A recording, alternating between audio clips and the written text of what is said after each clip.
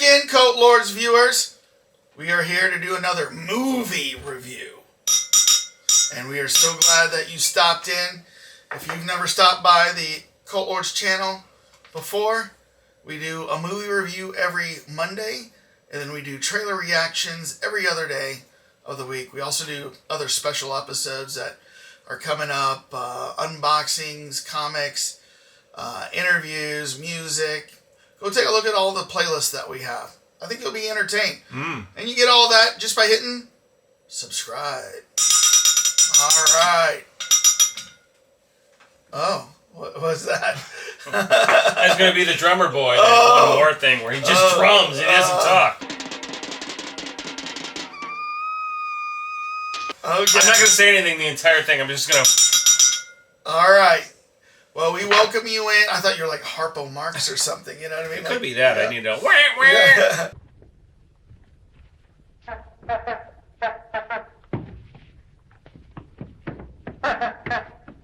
Hey, get up, come here. That's all you do, eh? Chase of the wind. Look. Oh, stop. We welcome you into the Coat Lords channel. Today's movie that we are reviewing is The Covenant. Guy Ritchie's The Covenant with Jake Gyllenhaal. So, hope you have seen this movie. Dane? Yes? If they haven't. If they haven't, just go watch it now, then come back. Put us on pause, go back, because you know what's going to happen here? We're going deep into the deets. We're going to go into the deets, but before we do that, we always like to pour ourselves a drink to discuss the movies. We've actually been doing this for 15 years since we've known each other. Might be 16 by now. I don't know. We go out to the movies, have dinner, have some drinks, go to the movies, go back to the bar, have some drinks, and then talk about the movies. Know the bartenders? Yep. We used to have some personal bartenders That's when right. we walked in, they knew what we wanted and had it ready for us. Yeah, they made us special custom beverages just for the movie. We tell them, we're going to go see the Hulk. Or what was that? And then she made we were going to see the Green Hornet. Oh, that's right. So she made a Green Hornet drink. And yeah. Then when we went to go see Conan Blood something, she made a blood drink. So... the Jason Momoa Conan. Back in the days. Back in the days. So what are we having to drink today? Well, so in honor of this particular movie, which we'll get to the exactly what the reasoning is, we're doing some Casamigos. This is the Clooney Reposado Tequila Blue Agave. Him and his buddy, they have houses in Mexico, and they call them Casamigos, and that's where this comes from. I've got this slightly chilled. Slightly chilled, all right. Yeah, it's been sitting in the fridge for a while. So if you like your tequilas, I mean, you know, obviously there's some hype with one of the Batmen. Should we go get your wife to open this for us? Yeah, I do need some stronger fingers. Okay. Oh, okay. But tequila is one of those really good beverages. You can have it straight when you get the quality stuff, and then other things you just like throw it in the. It's like whiskey, you know. Throw in the cocktail. But this is 46 point something. Look how 40%. It looks oily in there. Yeah, it's got a viscosity level. Yeah. Interesting. Got some vanilla in there. Some butterscotch. Some smokiness. All right, very good. So that's the drink of our choice. Now, once again, if you have not seen this movie, we're going to go into spoilers! What? Big time spoiler alert. What? Yes. So if you have not seen this movie, hit pause, go watch the movie, come back, and enjoy this movie review with us. Now, before we start this movie review, we always like to feel, what did the general public think of this movie? So we like to share the Rotten Tomatoes scores. Walked out of the movie theater and they're like, what the? Yeah. Or, wow! So, Dane, yes. You have not seen these, have you? No. Okay. That's close. All right. Your voodoo thing, your voodoo channel was like showing them, and I like, no, don't show them to me. All right. So what do you think the critics gave this? What do I think the critics gave this movie? 87. Okay. What do you think the audience gave it? 90. 87 and 90. I think so they you were think close. They're pretty close. Yeah. Okay. So, the critics gave this an 84%. 84? That's pretty close. You Yeah, said it was what, close. 87? 87, yeah. Now, you said the audience gave it a 90, or your 90, prediction is? yeah. The audience actually gave it a 98%. 98? 98. That's like one of the highest. I mean, that is one of the highest scores ever. Yeah. I don't think we've never seen the audience do a 98%. Yeah, I think we have. I think we like have. What, Dune or something? No, I think John Wick might have been up there or something like that. Wow, 98. Yeah, 98%. I mean, well, it's interesting to see what those folks thought, but, you know, I think the industry's been waiting now for a few months to see what the Cult Lords rate it. they've got a bunch of funds that have been like waiting to be released. Yeah. They're gonna like put a Cult Lord sticker on the Blu-ray, you know, Cult Lords approved if we liked it, you know, so that's what they're waiting for. So, well, we just brought in our scores, our accounting firm, Deloitte and Douche. Yes. Bobby brought it in. No, it's Larry. It's Larry always again. Larry. Man, Always Larry. where's Bobby when we need him? Yeah, Bobby's in the back room. So, all right, we will see what the Cult Lords think on the count of 3. 1, Uno, 2, dos, 3. tres. No Man Left Behind, 9.1. Not Your Typical Guy movie, 8.7. And you mean Guy Ritchie? Yes, that's why it's in quote. Yeah, exactly. Yep. All right, so but there's a subtleness there. I had a double on, you know. We were pretty close there. Yeah, we were 8.7, 9.1. Oh, me too. Yeah, be down for that. Oh my gosh. Take cover. All right. So we both liked it. It was a good movie. Yes. All right, we're done. We both liked it. That was it. Good movie. Hello, everybody. No. Tip your waiter. So this obviously it stars Jake Gyllenhaal during the early days of Afghanistan, and you know, of course, in Afghanistan, you know, the movie starts off saying that they needed interpreters, and so what they would do is they would incent people who wanted to be an interpreter, that they would get them like, well, I don't know if it was like a tour of duty or like a year or like maybe 4 years, but they would get them visas to the United States for them and their family. Right. So it's probably indefinite, but you will get a visa in the end. Right. Basically what they conveyed. Although they got some cash too. I mean, they were throwing cash around in this thing left and right. Well, and they got to hang out on the U.S. bases and eat food. Right. So, you know, probably take some food home to their nice family. Apples, some shiny apples. There was a lot of apples in this movie. Right? How do you like them apples? There was like jars or bowls of apples like in almost every scene. I didn't notice that. So, I was like, wow. Yeah. I didn't know that was a big seller. Yeah. You know? Yeah. So you know, they're looking for an interpreter, and they've got a line waiting, and Jake Gyllenhaal says, "Which one of those guys should I interview to be we need a new interpreter?" There's just died. Right. They just got shot up in some mission they just got sent on. Yeah. And so, you know, this one guy says, "Oh, you should probably go with Ahmed, who is played by Dar Salim." Now, I was looking at... Look at that handsome gent. He is a handsome guy, and I was looking at what he was in or known for. He was in Game of Thrones for 6 episodes. He was Kotho? Kotho. I did not see that coming whatsoever. Yeah. I mean, you know, and again, in this particular movie, and maybe that's what ended up happening, he plays a very subtle role. Yeah. You know, he's a very detail, quiet actor. Yeah. And he's not going to be... But I tell you what, his acting in this was very powerful to me. I mean, I was very drawn to this guy. So anyways, Jake Gyllenhaal's character, who is... the sergeant. Or was he a sergeant? John Kinney? Right? It was John... Master Sergeant John Kinley. Kinley, that's right. Yes. So John Kinley, Master Sergeant, you know, says, yeah, you know, bring him over here, and he gets warned though. He's a little bit of a pain in the ass. He's a little bit of a pain in the ass, and so he's like, "Yeah, I like that guy though because he knew several languages." And what Jake doesn't know at this time, or John Kinley doesn't know, is the reason why he's here is because the Taliban had killed his son. So yes, you find that out later. That you do find that a little bit later. He's got an axe to. He's got an axe to grind. Yeah. So, so that he joins the group, and like immediately they go out, and they're like, let's go check out this remote site to see. They're looking for IUVs.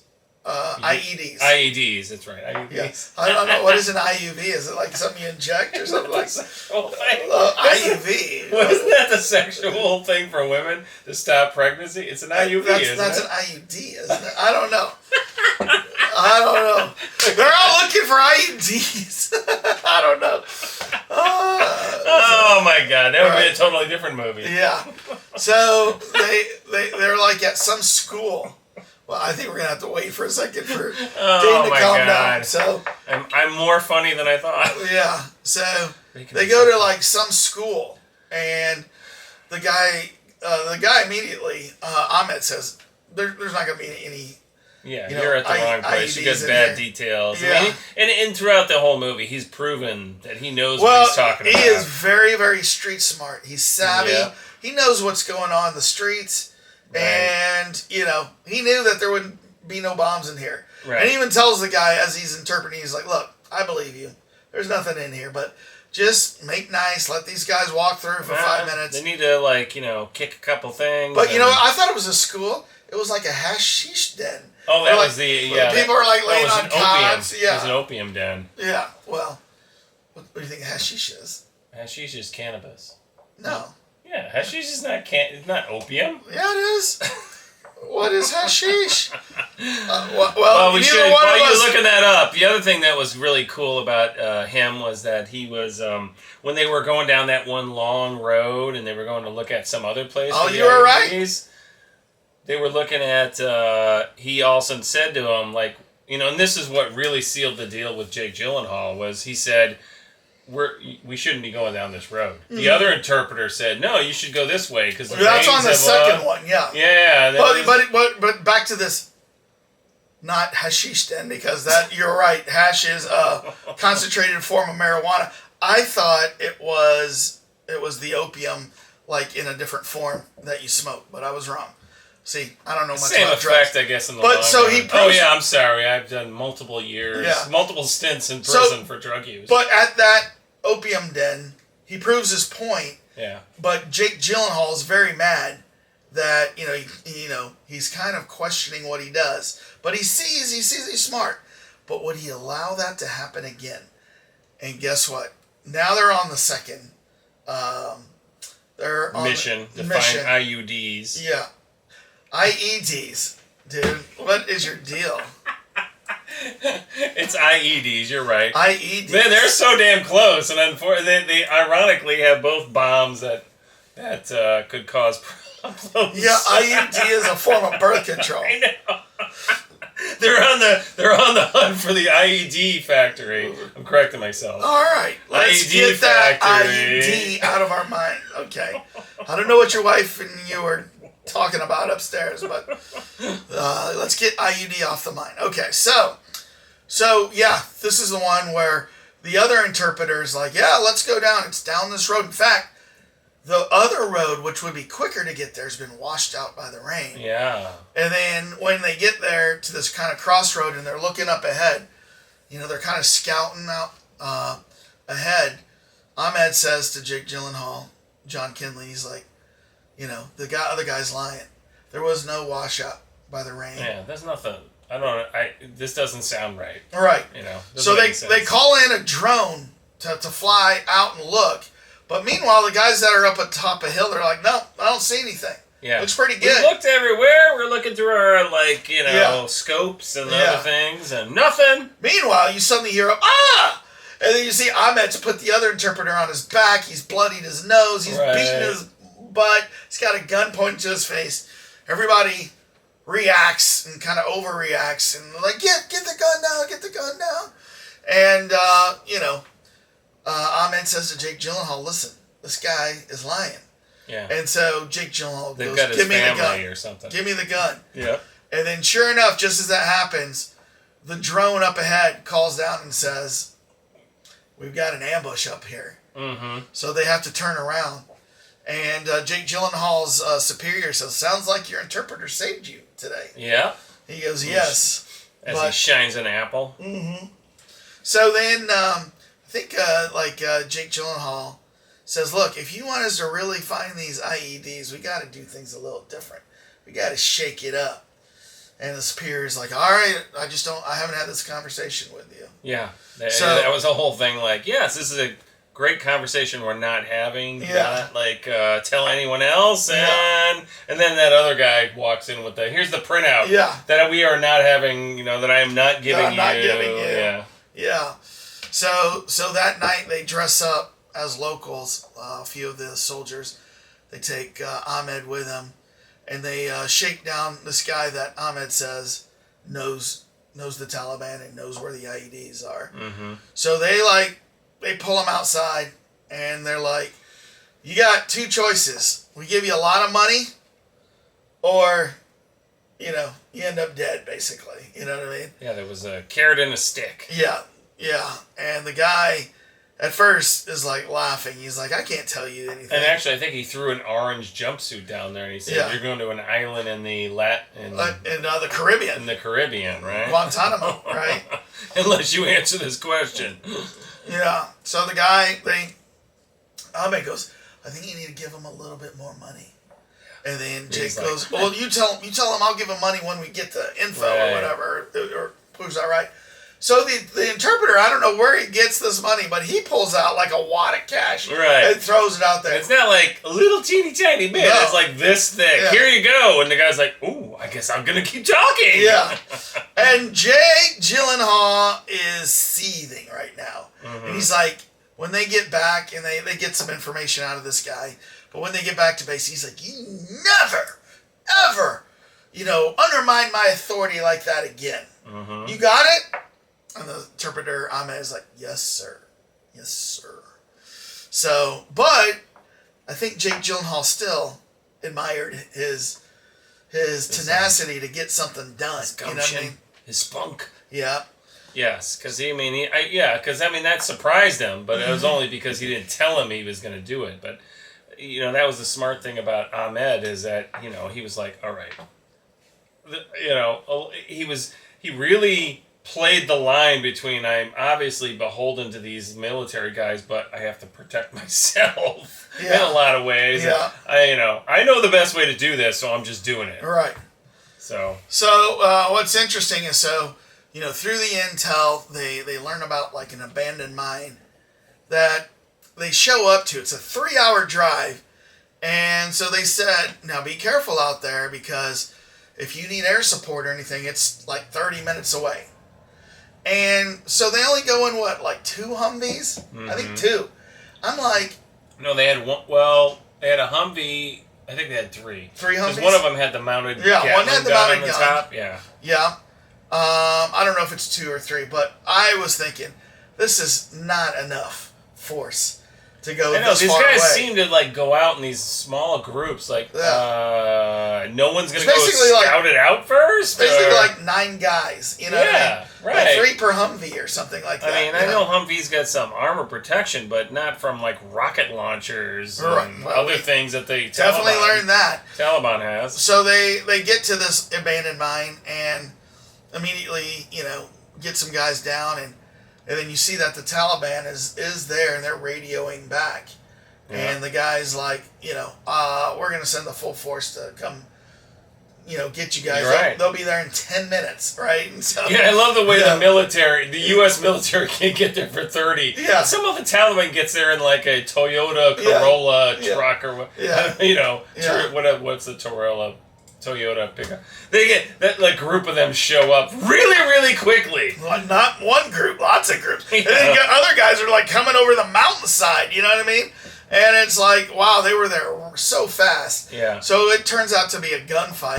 Shit! Enemies on the north bridge! Contact! On the ridge! Target!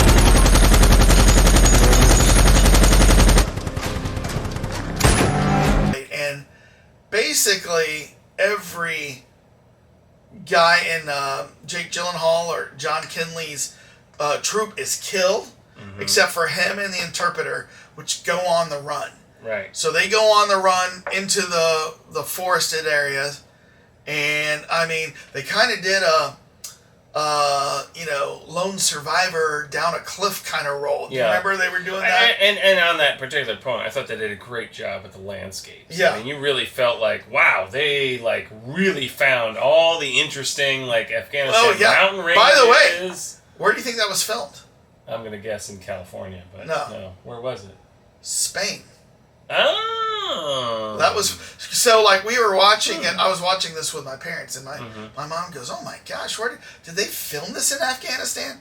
I go, "No way, they filmed this in Afghanistan." So I went and I looked it up, and it was in Spain. Oh. And I didn't even know Spain cool. had like rugged mountains like this, and caverns and valleys and stuff like that. But it was filmed in Spain. That's cool. So, That they found that, because I mean, you don't see Spain showing up on the movie settings page. Yeah. So it was cool. I mean, they did a great job. You would, and to that point, I had no idea it was in Spain. No idea. So they've made it down into these cavernous like valleys or whatever, and they end up. I mean, for a while they were able to avoid them without killing anybody, but then they had to kill them with knives.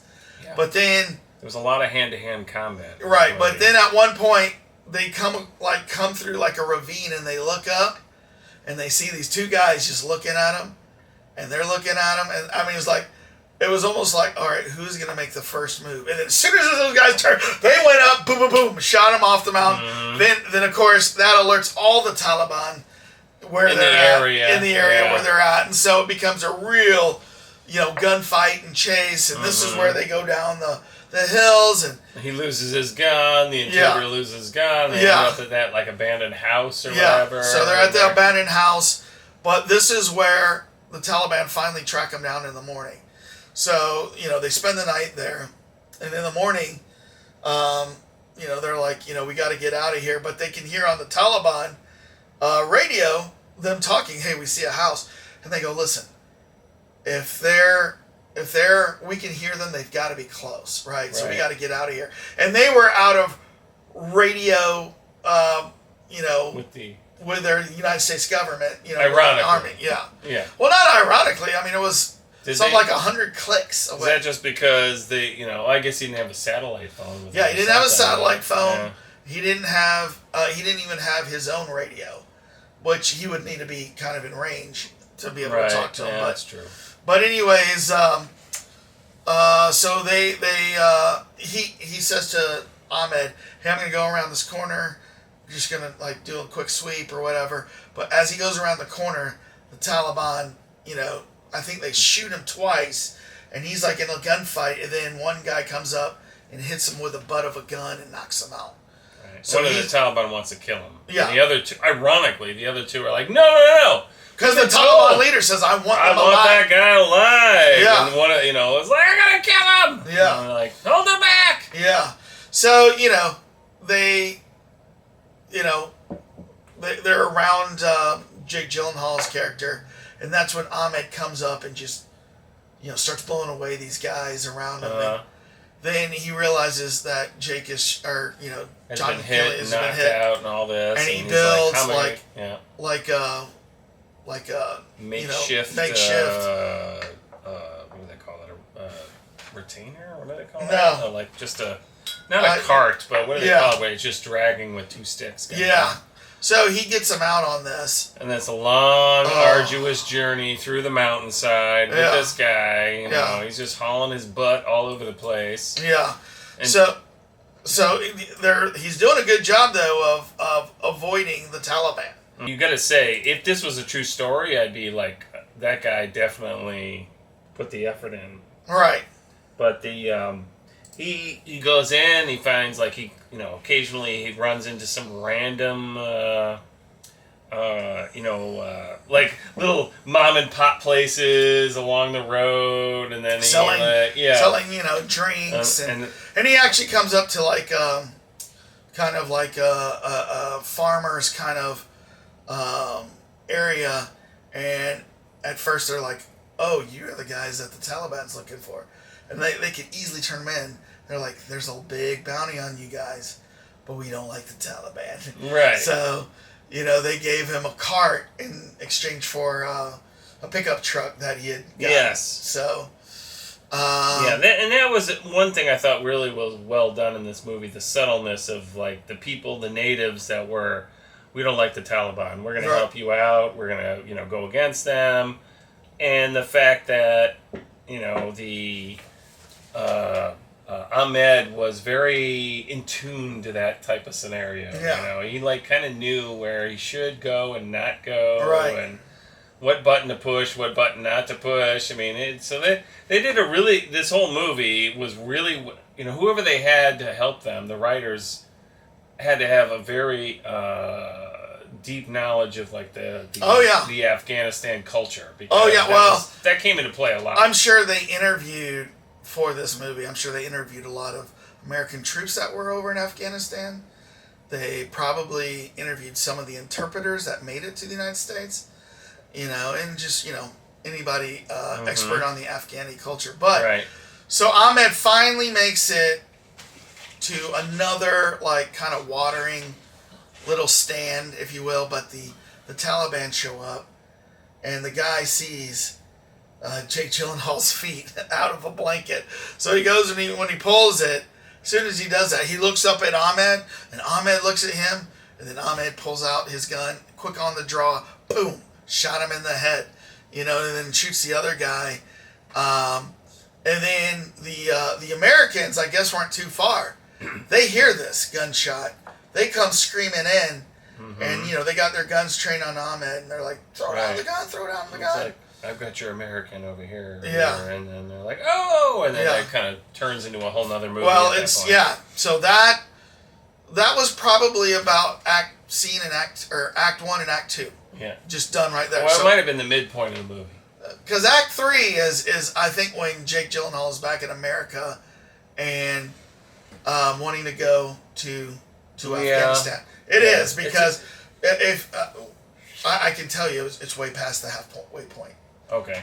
And you know why I know this? Right. Whenever I watch a movie with my parents, we look at how long the movie is, 2 hours, and then we time on the clock for the halfway point, and then we go and have dessert. Dessert time! Dessert time! The alarm. Yeah, and then when we're past the halfway point, then we go down, and in the halfway point was like somewhere like with him taking him on a cart, Okay. So...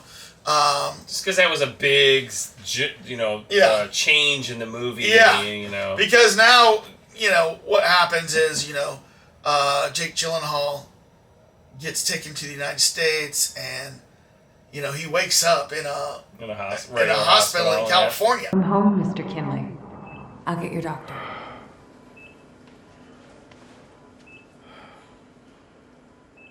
So he literally has been flown all the way from Afghanistan to California. Yes. And he's been in, like, knocked out, coma. He was in a coma. He was in a coma. Yeah, right? and what happened was he couldn't remember anything for a while. Right. Other than the last tight final thing when the Americans showed up. Right. He remembers the fight, but he doesn't remember anything past the fight. And a little bit of that could have been the opium that Ahmed gave him for the pain. Smoking the opium pipe and, killing the pain. And how do we cook this Rastafari in delays? Do we bake it? No. Barbecue it? No. We smoke it!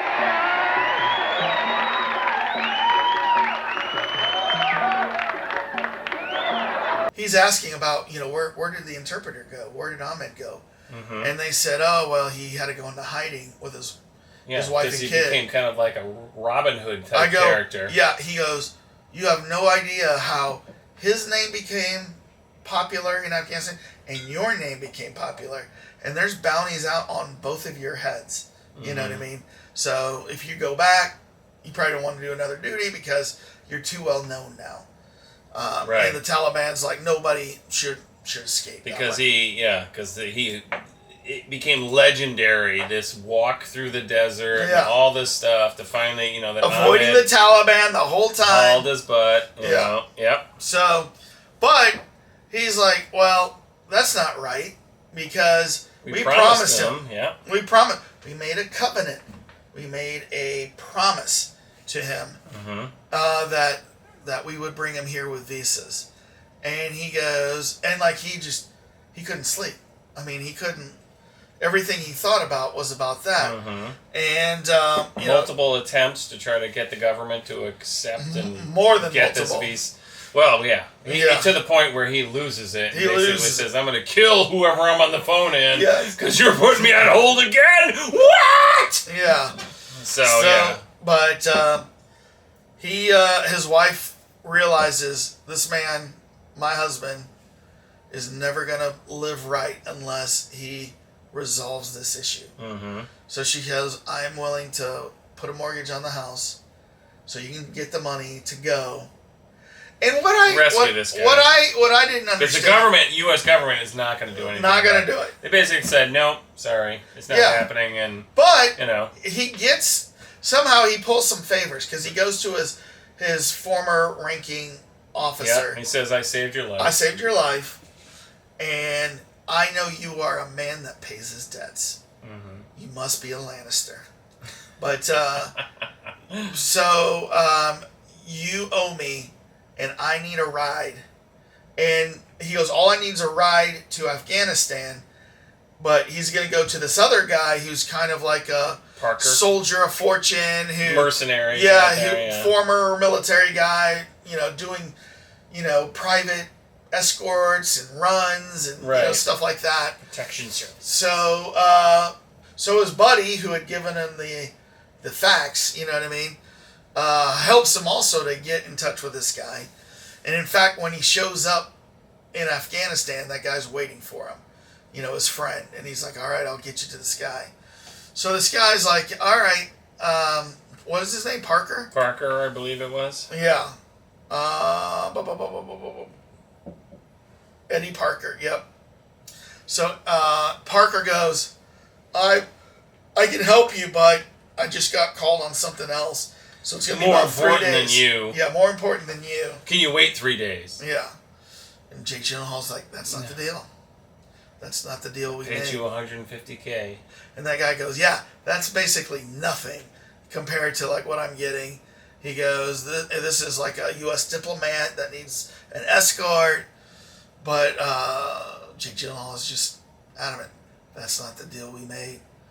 So finally the guy's like, look, I'll give you a sat phone, some supplies, and a truck. And you go locate him. And if you can find him, no matter what time it is, when you got eyes on him, you call us. We'll be there. We'll be there in 2 hours. We'll be there in a couple hours, yeah. But otherwise, we will assist you in 3 days when we're done. Right. So Jake Gyllenhaal's like, okay. So he's canvassing the area, questioning people. I think he goes and finds his brother. Yeah, he goes and finds the brother. Yeah. The brother's like, well, he's over there, over in this area, and there's Mark. And he's like, all right, I'm going to, I'll connect you up with my truck driver who then drives you there. Yeah, because you're going to have to go through a lot of Taliban checkpoints. Yeah. So, he gets there. He finds Ahmed, and he was told, like, when you find him, get over, like, just west of the city or town. There's a dam there, and you'll just hang out there, and we'll be there in 2 hours. Eddie Parker said that, right? But while this guy's doing it, while Jake Gyllenhaal is saving Ahmed, one of Eddie Parker's guy goes, I thought that guy looked familiar. Look at this. This is Major Sergeant John Kenley. Yeah. And the guy goes, oh my God, if you would have told me who he was, I would have dropped everything. I know. That guy's a legend, man. I know. That guy's a legend, and Ahmed is a legend. And he goes, I didn't realize he's going to get Ahmed, the guy who's a legend. He goes, the Taliban are going to be all over these guys. Right. Get Bagram on the line now. Yes, sir. They're going to want in on this, and we want to get an angel in the air. You two, get the drone footage up right now. On it. In the movie, it did a good job of separating those times scenes, because you get Jake Gyllenhaal and Ahmed and the driver completely like, Butch Cassidy and Sundance, they're dead, They've shot all their bullets out. They've shot all their bullets. Killed by the eye. Now everything is in slow motion with slow music, and you see Jake Gyllenhaal looking defeated. Like, you know what? I came all the way here, and I'm about to die on this dam. It's a really nice dam, by the way, for Afghanistan. Well, I guarantee the Army Corps of Engineers. I was going to say. Because you know what? I have a buddy that is a reserve, and you might even know him too. His first name is Esley. He worked. It was a little bit before my time. I think he left right before I got. So there. he was in the Army Corps of Engineers, Yeah. and he was like a lieutenant in that. And so he would go and he did like 2 tours of duty in Afghanistan, and all they did was build schools, they built dams, they built bridges. Cool. And so, he goes, it did look very trim and well done, Yeah. Esley, I salute you.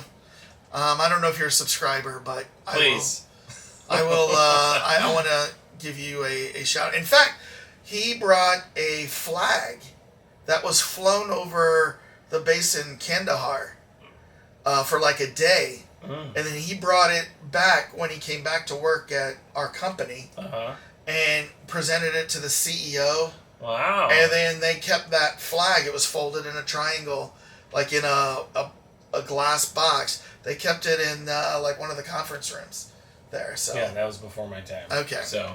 All right. But I remember you talking about that. Yeah, I mean, so that was impressive how that, that ending was done. I actually rewatched. So I was done with it. I'm like, I'm gonna rewatch it from the point where they're about to get, they're in the shootout with the Taliban on the bridge. Yeah, and then the C-130, they call it ahead to the C-130.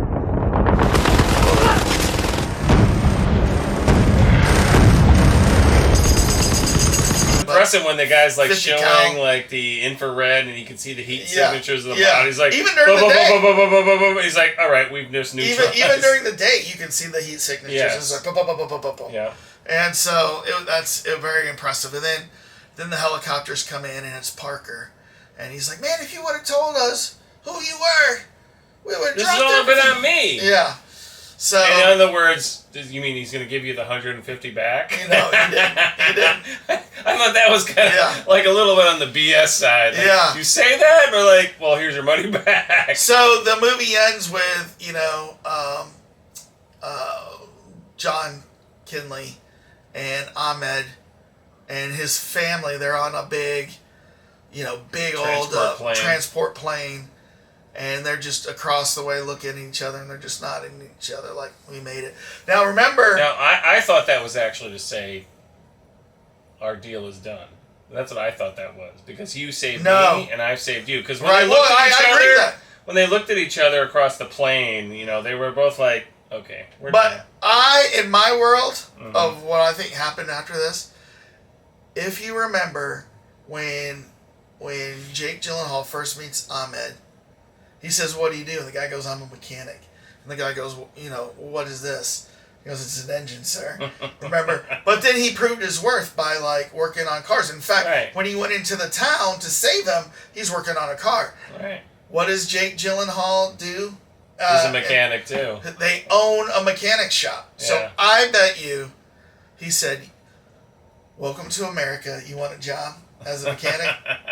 Because I've got the place for you to work. I got this great place with my name on the title, the marquee. So I bet you he employed Ahmed. That's what I'm going with. I would agree with you on that. I mean, that makes the most sense. But they didn't go beyond that in the end of the movie. They just flying off into the sunset type of thing. That's me putting 2 and 2 together to get 4. That they ended up, because this was not a true story.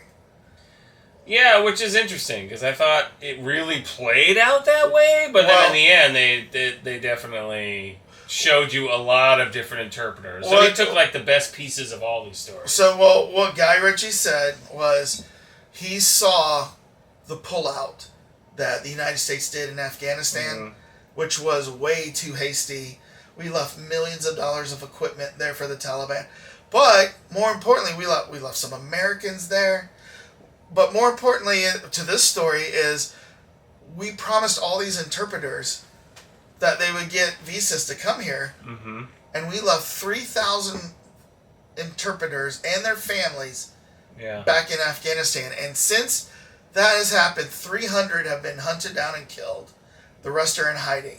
Yeah. And we didn't fulfill our covenant with those folks. So what Guy Ritchie said was he put together a story to show, people, the viewers of the audience, the things that the interpreters went through with the American troops and how they were huge in, providing support for all those years. And then when the time came to it, we abandoned them. And that's the point he's making. Yeah. And it's very sad. You know what I mean? Right. To think that people like Ahmed are right now in hiding, not wanting to be killed, with their family by the Taliban. Mm-hmm. So, kind of sad. And so it really does hit home. He crystallized all the different storylines that he's heard from different people he's talked to, witnesses, eyewitness, all that, right. And put it into a really well done movie. Right. And I actually thought to that point, he didn't hammer you with the whole political nature of it and of this particular situation. I mean, it was left up to you to surmise that that was not done fairly. I don't feel that this was political at all. Right. I mean, I didn't feel like, oh man, he's pushing a narrative of one political view over another political view or anything like that. He's just telling a story about what real people went through in Afghanistan during our time there and how it ended up and how tragic it is that it ended up that way. So that's all he's saying. Mm-hmm. And I think people from a whole spectrum of political views can appreciate that and feel bad about that. You know what I mean? I think there's something we can still do something if we really want to as Americans to get those people out. So, but probably never will, and that's the sad part about it. So, but it was a good, powerful movie. I thought, and I was engaged throughout the entire movie. There was never a part that I felt was slow. I thought every part had meaning. The beginning was a little too easy set up. I don't know. I thought the other thing that I thought was a little too easy to walk around with a scarf on your head and nobody's gonna say anything. Oh, what is this guy? Scarf on his head. He's not really. Well, when Jake Gyllenhaal. Yeah, when Jake Gyllenhaal. It's nighttime. They're in a car. Well, at the end though, when he finds Ahmed for the first time, he just kind of walks up with a scarf and nobody says anything until he, maybe because the town. You mean at the end? When, I bought it. It was a minor thing, but yeah, I bought it. So, but no, I liked it. Great movie. I gave it a 9.1. I would recommend it. What about you? Would you recommend this movie? Yeah, anyone who really wants to invest some serious analysis to the Afghanistan war and the end results of it. Because I don't know if there's any other way to really showcase how that pullout happened and how the situation and culture. They didn't show the pullout or anything like that. Right. That could be a whole movie in itself, and that one might get political. But it's just trying to make light of the fact that we left behind.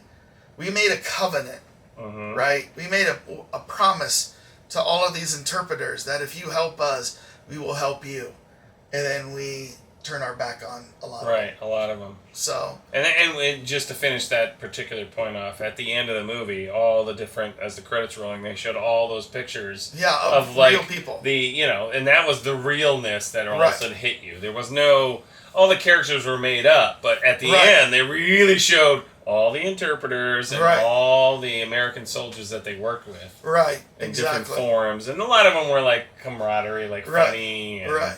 some of them were blanked out. I mean, it was just like a hodgepodge of, you know, I'm sure they, you know, Guy Ritchie probably went to American Soldiers and said, send us your photos. Right. So, Well, so Cult Lords viewers, what do you think? We both liked it. The Rotten Tomato scores were pretty good. Tell us what your score would be. Is there anybody there that didn't like this movie? And if so, you know, what did you not like about and it? what country are you from? Right. If you served in Afghanistan, I'd love to hear, you know, what you thought. And Nestle, once again, I salute you for your service and your stories that you used to tell me at lunchtime about all the things you did in Afghanistan. It was amazing, you know. But I could sit here and tell you some of the stories you told me that just blew your mind. Oh. But I won't do that.